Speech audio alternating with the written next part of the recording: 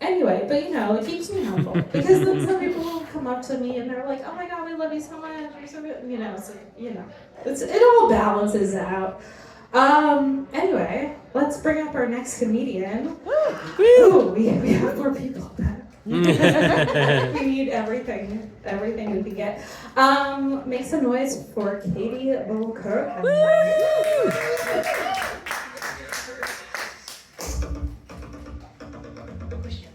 Noise! Yeah! Woo! I'm gonna move the stand. Just makes me feel like I'm a professional comedian when I move the stand around, right? I like being IDs, quite frankly. I usually take my idea before I take out my form of payment. So I'm like, look. I was in Montreal buying cigarettes, because I used to be a smoker, I'm not anymore. I was buying cigarettes, and the guy was like, show me your ID.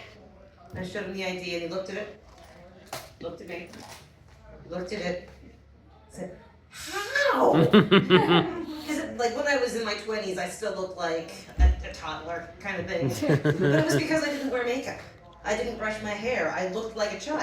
And it's very freeing to look like that. Messiness is the best. I got a cat this weekend. Yeah. I didn't leave the house knowing that I was getting a cat that day. But I came home with the cat. I left just doing my errands, normal stuff. Messaged my boyfriend it was time to come home, and he was like, go check out the cat store on O'Leary. I heard they had cats a few days ago. Now, we had very specific requirements for my child. One, he wanted the cat when he was 5. He's 8 now. But I said to him when he was 5, I was like, listen, you gotta stop peeing on the floor first. You're gonna have another creature in the house that might be peeing everywhere. You gotta stop it, right? And so when he was 5, I told him, listen, you need to be a little bit older. Because if you're gonna own this cat, I want you to have the responsibility. So you should be, I don't know, pick the number out of the year. You need to be 8. So in May, he turned 8. Where's my cat? You gotta find a good one now. You need to be at least 8. So he had very specific requirements. He wanted the cat to be all black. He wanted a kitten, and that makes sense to me too, because he's got lots of energy. I didn't want to bring home an old cat that was going to be like lying around and annoyed that my child wants to play. And he also wanted the cat to be female. So when my partner messaged me and said there were kittens available, I wasn't ready for a cat. I had actually been putting this off for a while, because I didn't want the responsibility. Because yes, my child is the owner of the cat. But let's face it, I'm going to be the one cleaning up after. I'm the one who lives, I work from home, so I'm the one who's always there. The cat is definitely bonded with me. Yeah. Anyway, I did not want a cat. But I didn't want to say this, because I had been saying it since May. So I was like, oh, go check it out. Because look, come on, kittens are probably gone by now. He had found out about the message days ago. So I show up at the place, and I'm like, so I hear you have a black kitten. And she was like, yeah, we just got one left. I guess I'm going home with a cat today.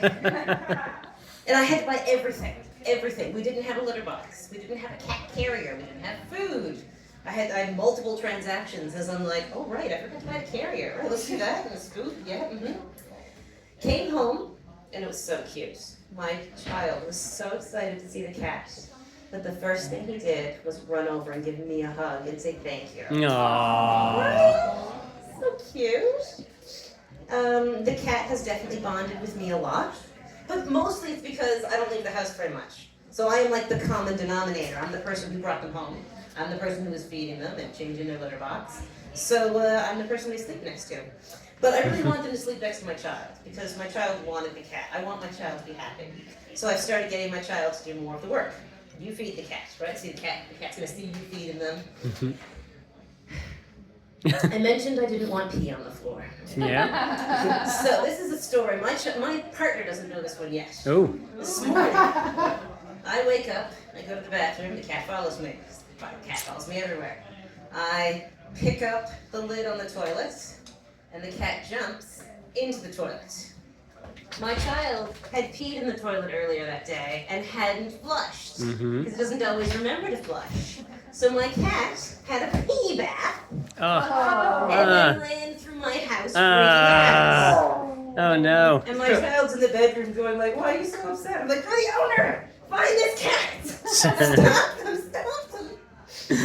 So yeah. So there's still pee on my floor. I thought I had done so well. And he didn't know why I was so upset. And he couldn't find the cat. The cat was in my bedroom going like, get it off. When my cat is scared, my cat hides underneath the couch. And it's one of those reclining couches that is electric. So all I can think is, oh my God, we're going to kill the cat. Because we're definitely going to put the couch back and it's going to squish her. And she's so sweet. I love her so much. I didn't want her, but I love her so much. And she's a little panther. It is the cutest, sweetest little kitten. And when we went in there was myself and another family getting their kitten. And of course, when you're doing the paperwork, that's boring. So the other family was doing their paperwork, and I was waiting, bored, because I'd never done mine, I just had to pay. And they had a child that was there. And the child was like me, bored, paperwork, ugh, no one's talking to me, ugh. So of course me and the child started bonding. And I like to sign to children, especially if they haven't spoken when I've seen them in the room, because I learned how to sign, and it's impressive. Ooh, you're teaching me something new, right? So I started saying like, ooh, 2 black cats. And the child loved it. Because apparently they knew sign language, but they hadn't started to speak right away. So the father comes over and is like, is there someone in your life who you signed for? I was like, no. I learned signing when I was pregnant. Because there's this, most children can sign before they can speak. So I thought, I want to know what my child is trying to communicate to me as soon as possible.